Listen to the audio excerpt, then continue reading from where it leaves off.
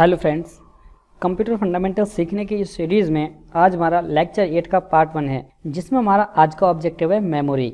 अगर आपने हमारे पिछले लेक्चर्स नहीं देखे हैं तो ऊपर आए हुए आई बटन पर क्लिक करके आप हमारे पिछले लेक्चर्स देख सकते हैं। तो आइए स्टार्ट करते हैं मेमोरी के बारे में।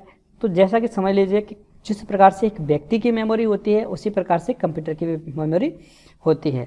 कंप्यूटर के अंदर मेमोरी 2 टाइप्स की होती है। सबसे पहला टाइप होता है प्राइमरी मेमोरी और दूसरा टाइप होता है सेकेंडरी मेमोरी। प्राइमरी मेमोरी वे मेमोरी होती हैं जिनके बिना कंप्यूटर कार्य नहीं करता, और सेकेंडरी मेमोरी वो मेमोरी होती हैं जिनके बिना कंप्यूटर कार्य कर सकता है। प्राइमरी मेमोरी कार्य तेज करते हैं, सेकेंडरी मेमोरी कार्य धीमे करती हैं। आइए हम लोग इस मेमोरी को और थोड़ा सा समझ लेते हैं। अगर हम बात करें प्राइमरी मेमोरी की तो देखिए, जो प्राइमरी मेमोरी होती हैं, प्राइमरी मेमोरी 3 टाइप्स की होती हैं। सबसे पहला टाइप होता है रैम, रैंडम एक्सेस मेमोरी, और दूसरा होता है रोम, मतलब रीड ओनली मेमोरी, और तीसरा टाइप होता है कैश मेमोरी।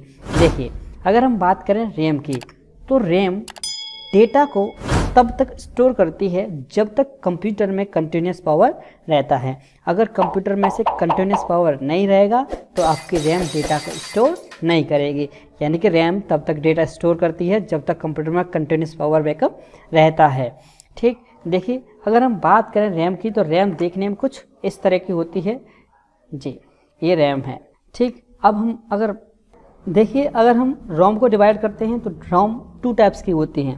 सबसे पहला टाइप होता है एस रैम यानी स्टैटिक रैंडम एक्सेस मेमोरी, और दूसरा टाइप होता है डी रैम यानी डायनामिक रैंडम एक्सेस मेमोरी। ठीक, जब ये 2 टाइप्स की होती हैं तो इनमें अंतर भी समझ लेते हैं। देखिए, एस रैम को बार बार रिफ्रेश करने की ज़रूरत नहीं पड़ती, जबकि डी रैम को काफ़ी रिफ्रेश करने की ज़रूरत पड़ती है।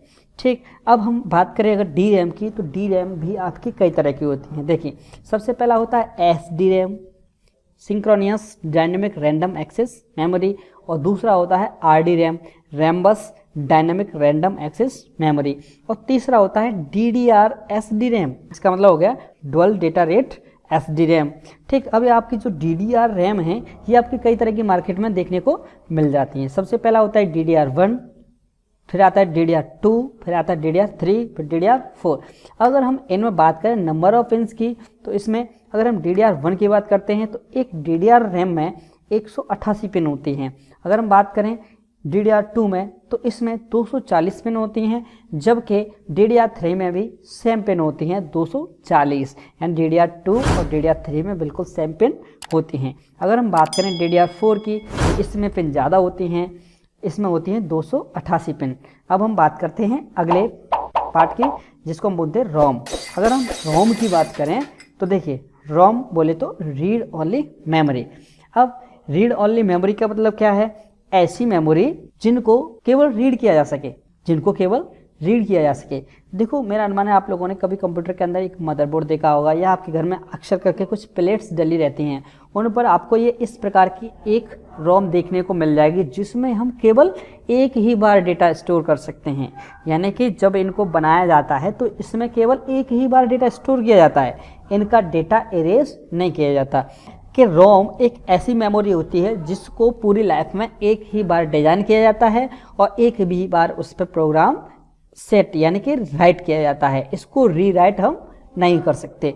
ठीक, तो ये हमारी रोम होती है। देखिए, आपने इस प्रकार की एक और मेमोरी देखी होगी, ये भी आपकी रीड ओनली मेमोरी है, जिस पर केवल इसकी लाइफ में एक ही बार डेटा कि इस मेमोरी को डिलीट करके आप लोग इसमें रीप्रोग्राम कर दो, ये पॉसिबल नहीं होता है। लेकिन टेक्नोलॉजी और एडवांस होती गई तो उन्होंने कुछ ना कुछ तरीका निकाल रखा। देखिए, सबसे पहला आया पी रोम यानी कि प्रोग्रामेबल रीड ओनली मेमोरी। इस मेमोरी में पूरी लाइफ में केवल एक ही डेटा एक बार में ही स्टोर हो सकता है। ऐसा नहीं है कि इसमें से कुछ डेटा या पूरा डेटा डिलीट कर दिया जाए फिर स्टोर कर दिया जाए, ऐसा पॉसिबल नहीं है।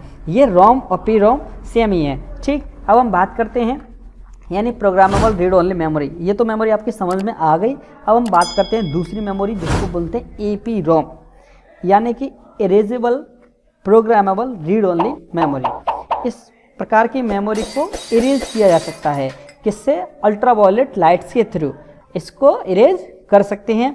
अब हम बात करते हैं अगली मेमोरी के बारे में जिसको बोलते हैं double E P ROM. Electrically erasable programmable read only memory, इसको हम इलेक्ट्रिकली इरेज कर सकते हैं। यानी कि सबसे पहला था हमारा प्रोग्रामेबल रीड ओनली मेमोरी और दूसरा था हमारा erasable programmable read only memory, जिसको हम अल्ट्रावायलेट लाइट्स के थ्रू इरेज करते थे। इस वाली मेमोरी को हम लोग इलेक्ट्रिकली इरेज कर सकते हैं, इसका कुछ कंटेंट। ठीक, ईपीरोम को हम पूरी लाइफ में एक बार प्रोग्राम करके एक बार रीराइट कर सकते हैं, जबकि डुअल ईपीरोम को हम लोग काफ़ी टाइम्स इरेज करके प्रोग्राम रीप्रोग्राम कर सकते हैं। अब हम बात करते हैं अगली मेमोरी, जिसको बोला जाता है कैश मेमोरी। अगर हम बात करें कैश मेमोरी की, तो कैश मेमोरी कंप्यूटर के लिए बहुत ज़्यादा ज़रूरी मेमोरी होती है। ये कंप्यूटर के सीपीयू के अंदर इनबिल्ट सेट होती है, जो बहुत ज़्यादा तेज़ होती है कार्य करने में। देखिए, इस प्रकार की कैश मेमोरी को हम लोग तब यूज करते हैं, जैसे मान के चलिए कंप्यूटर को हमने कोई इंस्ट्रक्शंस दिया, तो कंप्यूटर का प्रोसेसर कोई भी काम करने में लग गया, तो उसको मेमोरी को पता है कि हमारा प्रोसेसर क्या कार्य करने वाला है और इसको किस चीज़ की ज़रूरत है, तुरंत ये उस डेटा को प्रोवाइड करने लग जाती है। देखिए, ये हाई स्पीड होने के साथ साथ साइज़ में काफ़ी छोटी होती है, जिससे इसे कंप्यूटर के सीपीयू में अच्छी तरह से प्रोसेसर में सेट कर दिया जाए, और छोटी होने के साथ ये काफ़ी कॉस्टली भी होती है। जो भी कंप्यूटर को जिस भी डेटा की ज़रूरत पड़ती है, ये मेमोरी अपने पास एडवांस में यानी बफर में डेटा को रखती है, जैसी उसको आवश्यकता पड़ी है तुरंत उसे प्रोवाइड कर देती है। ये मेमोरी भी कई तरह की होती हैं। सबसे पहला L1 यानी कि level 1, this memory range in size of 2 KB to 64 KB। यानी कि इस प्रकार की मेमोरी जो L1 टाइप की यानी L1 जो कैटेगरी की मेमोरी हैं, इनमें 2 KB से लेकर 64 KB तक ये डेटा को स्टोर कर सकती हैं।